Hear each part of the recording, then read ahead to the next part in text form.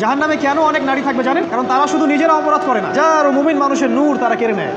That is Y তারা জাহান্নামে বেশি থাকে। মেয়েদেরকে বলছি স্পেশালি, হয়তো এই কথাগুলো মেয়েদের কাছেও যাবে। তাদের এই উদ্ধত মাথাটা আল্লাহর বিধানের সামনে আত্মসমর্পণ করতে চায় না, এই কারণে তারা জাহান্নামে বেশি থাকবে। রাসূল বলেছেন কিয়ামতের আগে মানুষ জেনা করবে, জেনাকে মানুষ জেনা মনে করবে না, মনে করবে এটা অ্যাফেয়ার, ছেলে মেয়ের ক্রাশ। এখন নতুন শব্দ আসে কি, ক্রাশ। চোখে চোখে কন্ট্যাক্ট হবে, কো এডুকেশনের মাধ্যমে মোবাইল নাম্বার এক্সচেঞ্জ হবে, রাতের বেলা কথা হবে, ফোন হবে, তারপর চা খাবে, কফি খাবে, ঘুরবে, আস্তে আস্তে বেড়ে যাবে, তারপরে ব্রেকআপ হয়ে যাবে। তাদের কাছে সিম্পল, এটা খুব সিম্পল, সিলি ব্যাপার। আর কোরআনের কাছে এটা কি? জিনা। এক কথায় কি? জিনা। জিনায় লিপ্ত থাকা অবস্থায় দোয়া কবুল হয় না, কিন্তু মানুষ যদি এটা থেকে বের হয়ে তওবা করে আল্লাহর জন্যে, তার দোয়া অনেক বড় মানুষের দোয়ার মতো কবুল হয়।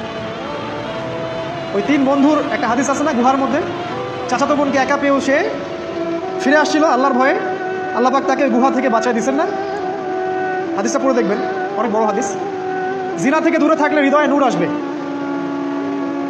আপনি আমি যদি আমাদের চোখকে এই পর্যায়ে নিয়ে যেতে পারি যে কোনো গায়রে মাহরামের দিকে চোখ পড়লে আমরা নামিয়ে নিচ্ছি, তখন আপনি ফিল করবেন আপনার মনের মধ্যে নূর আসছে। এই যে আমি এখন একটা লেকচার দিচ্ছি, আমার খুব ভালো লাগছে। ঠিক রাস্তায় যেতে যেতে যদি আমি 8-10টা মেয়ের দিকে তাকাই, আমার এই নূরটা উঠে যাবে।